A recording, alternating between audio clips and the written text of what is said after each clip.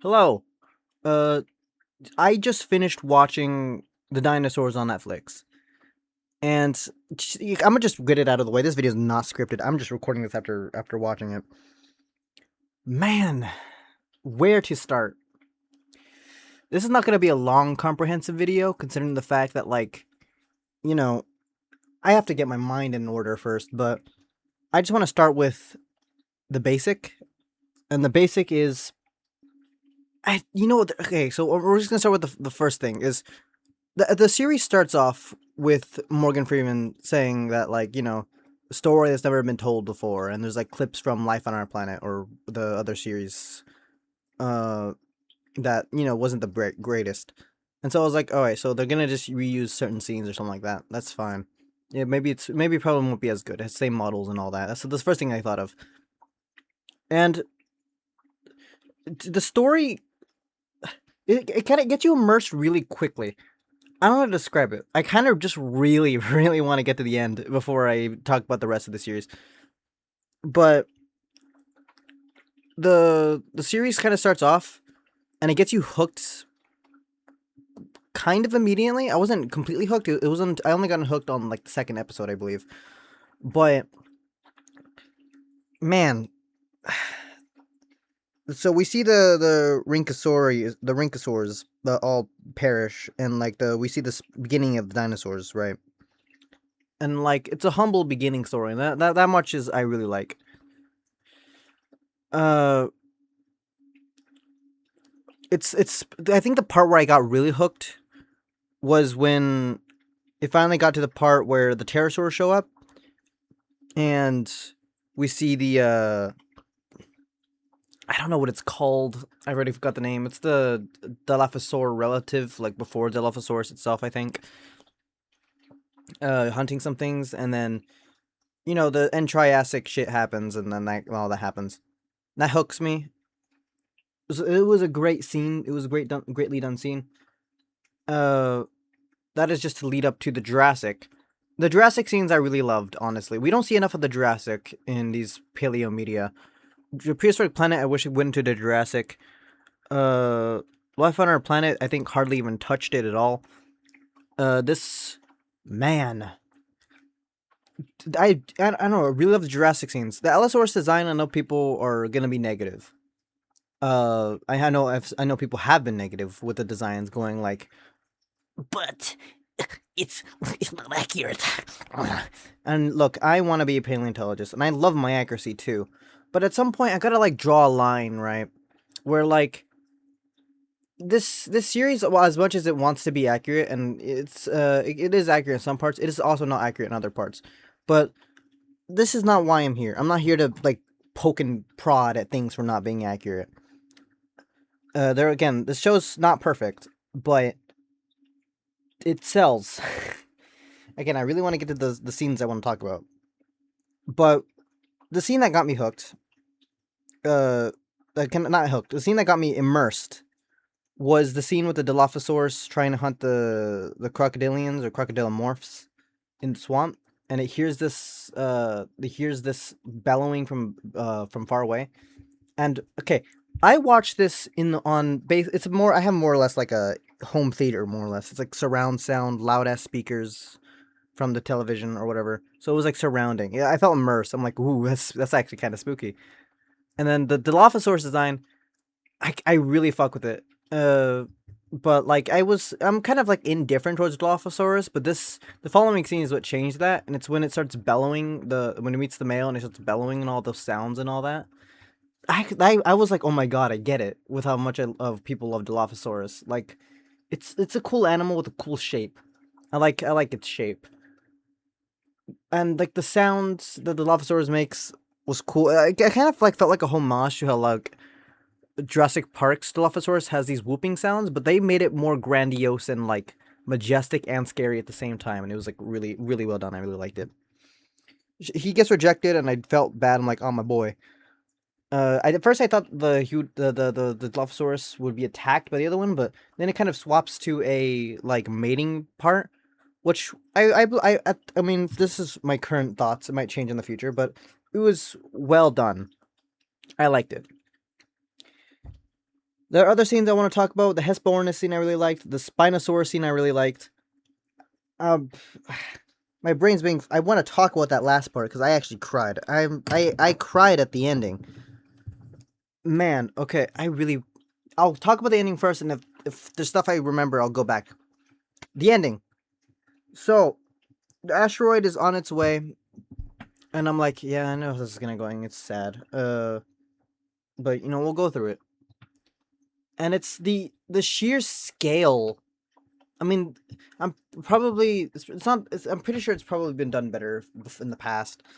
But the sheer scale of the asteroid impact is like, I guess it's felt here. I mean, again, my opinions might change later on, but the scale of the asteroid impact is really, really noticeable. Like, it wasn't done its complete justice on the previous series, the Life on Our Planet, I think, but it was done really well here. And it's the scene where the ground kind of breaks apart and the sauropods are like falling down. I was like, that scale, Jesus Christ. But that's not the part that made me cry. The part where I started getting the feels is when all the force is burning down, and this Packy is like kind of looking around, doesn't know what the hell it does, and then the Tyrannosaur comes from the nowhere, from not the nowhere, the fire and ash, and they just sort of look at each other. But I thought that this show would be like, oh, T-Rex comes over, sees a Packy is weak, eats it. No, they stare at each other, and then they just kind of walk away with complete disinterest with each other, just suffering. What the series does well is how the mass extinctions are held, because I want to go back to when the Unanosaurus looking guys, they're not Unanosaurus, I already got the name, but when they were going extinct because of the end, I think it was either end Jurassic or end Triassic. I think it's end Triassic. When they were going extinct in the fire and they were just dying one by one in the fire. That scene was sad, and that scene was setting up to this scene with the KPG mass extinction. And man, the seeing, it's digital, but seeing these animals suffer in a way that's like not like completely dramatized, or like they're fighting each other. Dominion and like stuff like that is Jurassic World Dominion, like kind of made the destruction of the animal's habitat feel not, it doesn't have any weight, because they're like, ugh, everything's burning, but let's fight each other, let's fight, everybody fights each other to the death, kind of bullshit. But this scene, they were just suffering the whole time, like actually they were, I felt it. And then the scene, the shots where the shots where it's just all the dead and Montosaurs, and then the babies are dead. I'm like, God damn. Like that's a level of fucked up that I don't see any. Prehistoric Planet loved killing babies, but this felt like an extra mile of like just all of them dead, and it's tragic. The T-Rex on the ground just breathing its final breaths. I was feeling sad. And that's all. That sadness is all well and good. Well, it's not good, but it's all well in there. But the sadness of particularly, I'm at a loss for words. It's well done. I felt sad in the heart. I was heavy in the chest. It was kind of teary.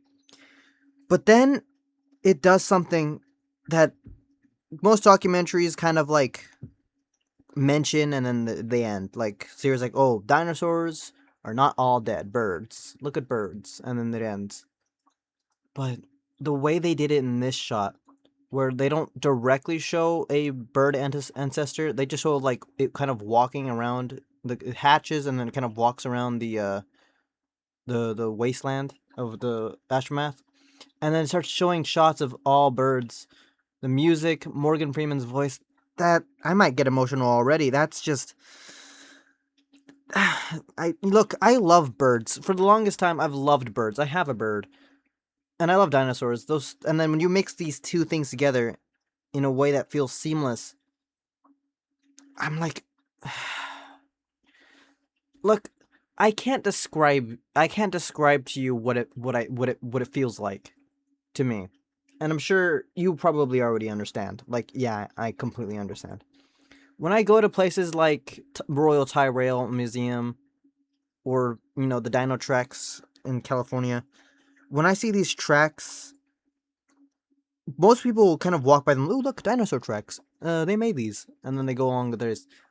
When I see these tracks, I feel emotional. I feel sad because it further besides the bones, because like you have to admit, as as someone who loves paleontology and dinosaurs, that sometimes you just forget that they were real animals.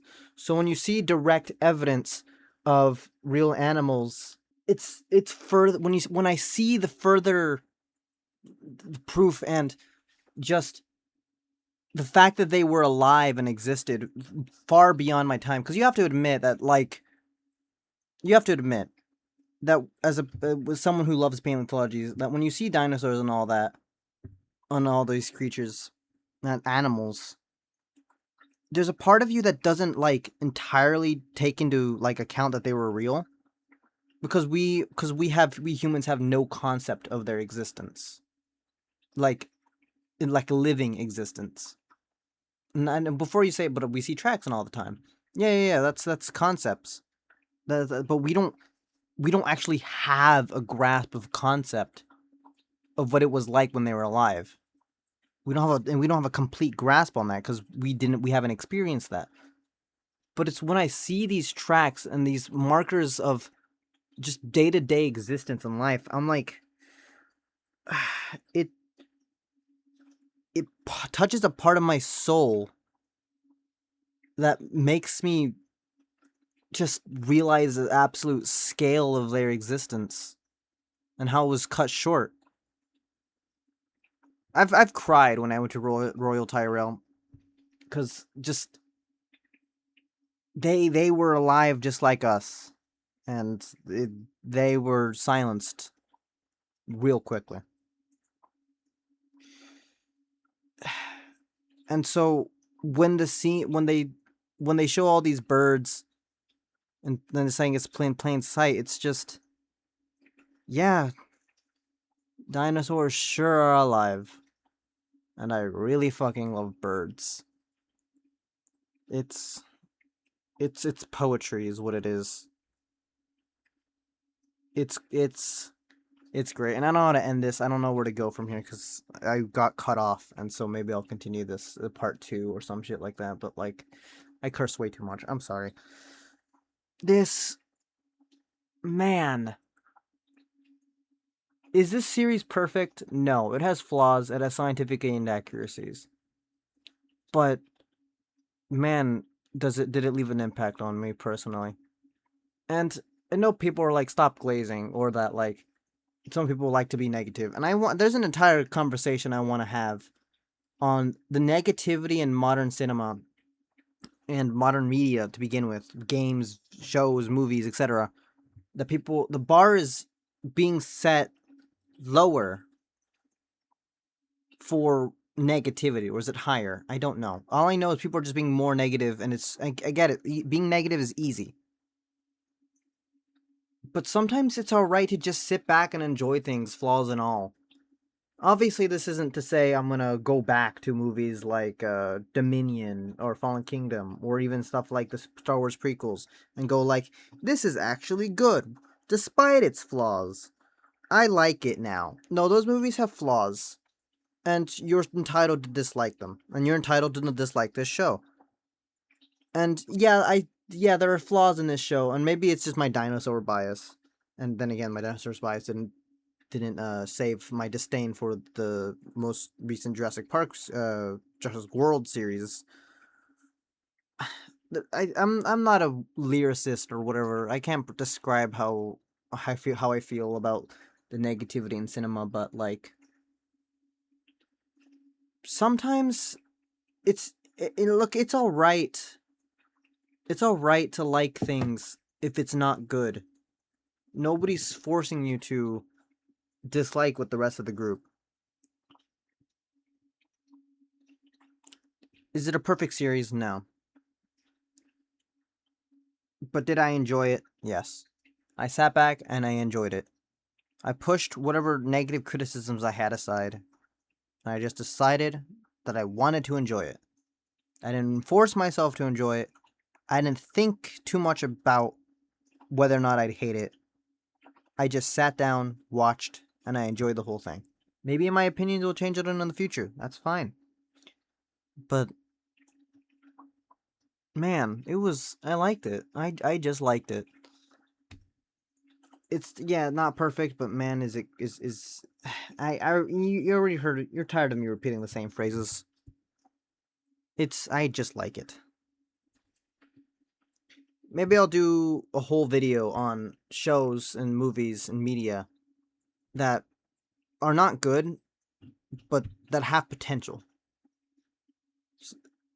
Because modern negativity, especially in this modern world in this climate, is common, and and positivity is in short supply.